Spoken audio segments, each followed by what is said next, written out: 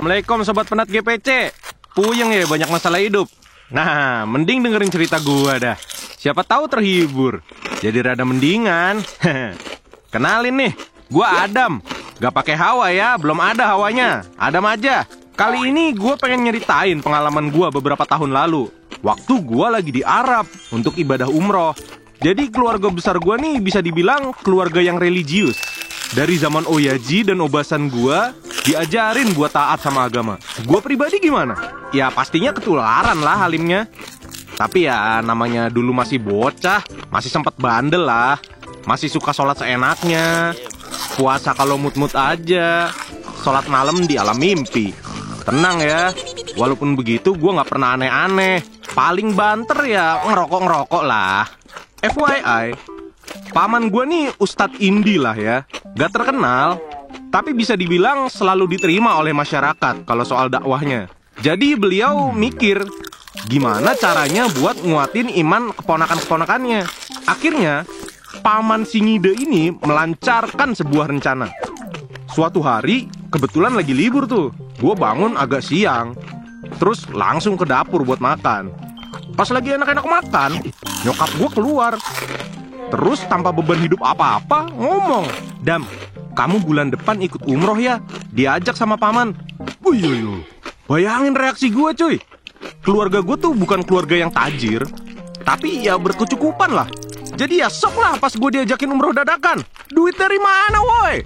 Sedikit info, paman gue ini sangat sukses. Dulu sebelum jadi ustadz, beliau nih arsitek. Duitnya deres ngalir kenceng. Bahkan setelah jadi full time ustadz, orang-orang masih sering ngasih amplop dia. Isinya fantastis. Ya namanya rejeki emang gak ada yang tahu lah. Nah, sorry, biar gak dikira sombong dan takabur, kita fokus lagi aja ke cerita ya. Paman gua bilang gini ke keluarga besar, "Kebetulan saya ada kenalan orang travel haji. Gimana kalau kita semua berangkat umroh aja?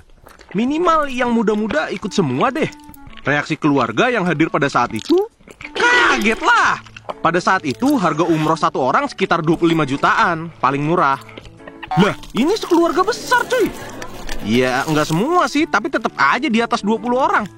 Dan dengan santainya paman gue bilang, "Udah, biaya mah dari saya aja.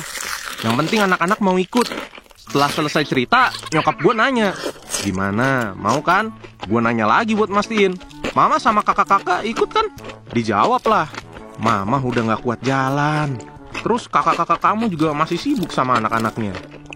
Mama juga gak mau ngeberatin paman. Jadi kamu aja yang ikut." Make sense sih. Nyokap gue udah tua, udah lagi sakit-sakitan. Bahkan saat itu sholatnya sering duduk karena gak kuat berdiri. Sementara kakak-kakak gue semuanya udah nikah dan gak bisa sembarangan ninggalin keluarganya. Terus ya biayanya mahal sih. Jadi masuk akal kalau gue sendokir yang berangkat. Malah gue iyain langsung, biar gak terkesan durhaka dan gak mau ngecewain Kanjeng Doro Mami Bunda tercinta.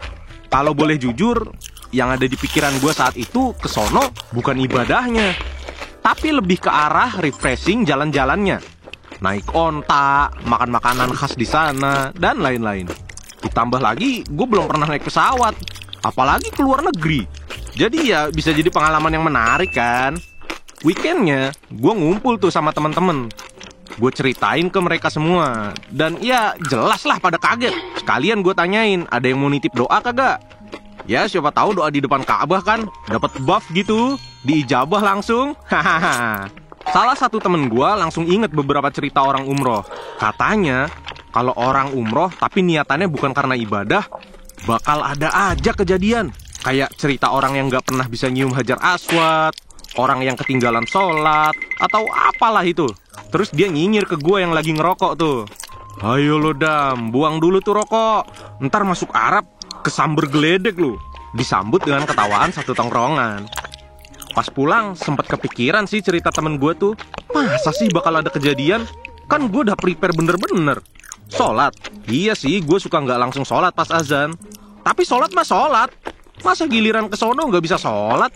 Dan bukan emang sombong atau gimana ya, fisik gue juga kuat. Desek-desekan di pasar, nerobos orang buat ngantri sembako juga gue jabanin. Masa sholat aja gak kuat?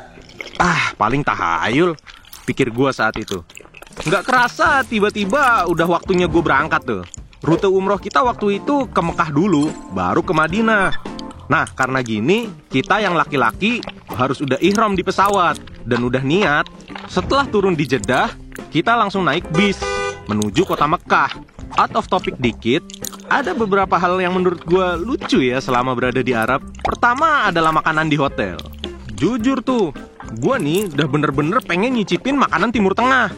Gue masuk hall makan, berharap nemu onta guling.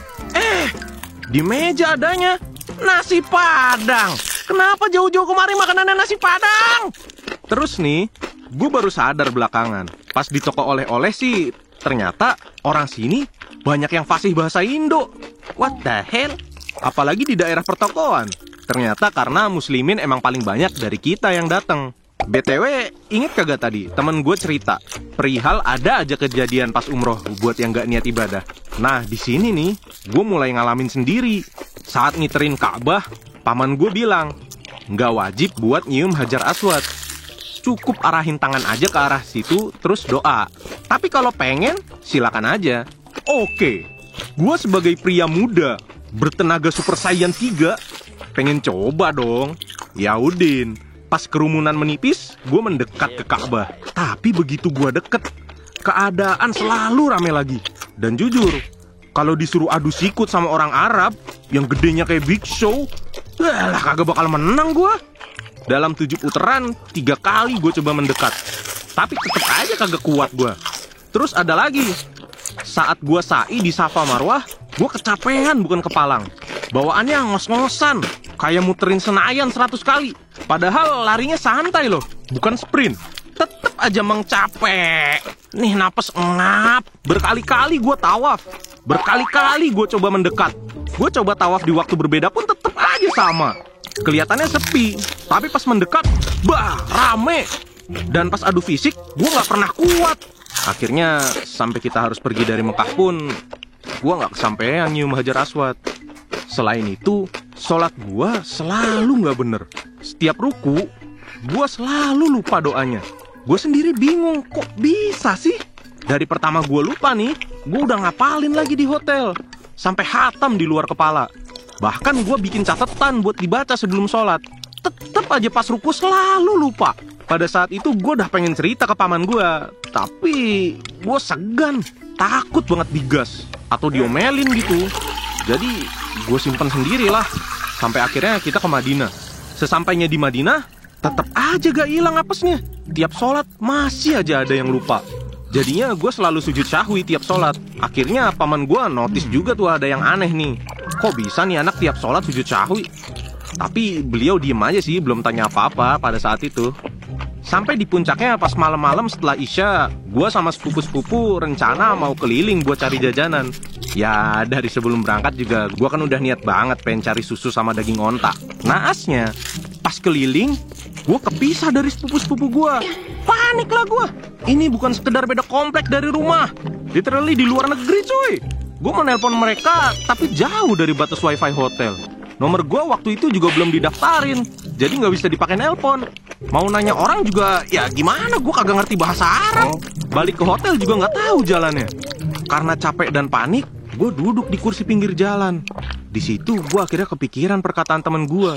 Iya ya, lu jauh-jauh diajak umroh, mahal-mahal diajak umroh. Kenapa sih lu nggak niatin buat ibadah maksimal, Dam? Akhirnya setelah agak tenang, gue niatin tuh di hati buat langsung ke Nabawi.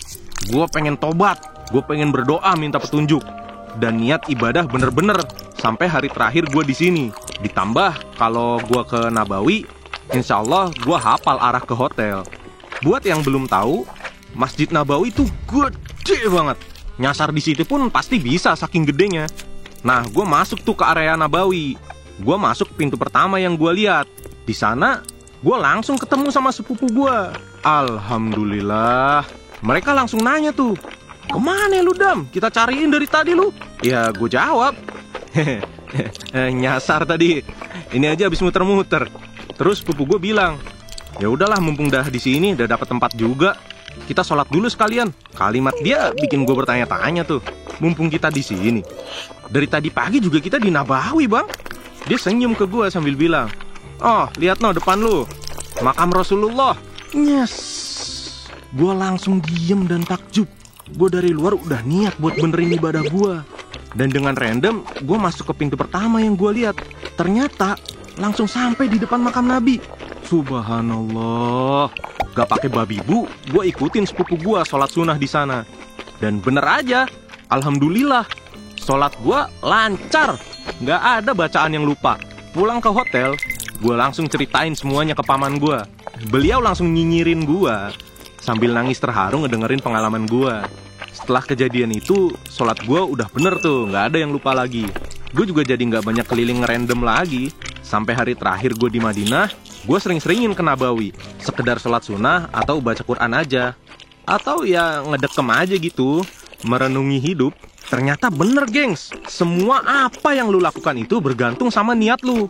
Kalau emang niat lu bukan ibadah, walaupun lu datang ke tempat yang suci kayak Mekah sama Madinah, ibadah lu gak akan sempurna. Gue ngerasain ini sendiri, dan kejadian ini selalu jadi pengingat gue.